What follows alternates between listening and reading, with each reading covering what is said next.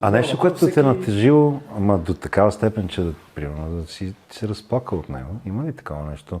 Скоро време ли си много суров човек, като Джеймс Бонд? Има срещата в Министерски съвет с родителите на убитите деца. Това те натъжи? Не ме натъжи. Толкова ме удари. Толкова неща сме направили междувременно и като видиш и те вадиха снимки и показват. Не само на своите деца, а на други 10-12 убити деца.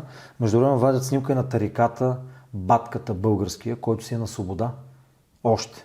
Дни наред не можех да се възстановя от тая среща. Благодарих на родителите за това, че мъката, която имат, те се е вкарали в гражданска енергия, която да отвори всички врати на институции, за да ги чуят и медиите, и хората, и всички останали. Че трагедията, която днес ни е същисала всички, след 2 дни я забравяме.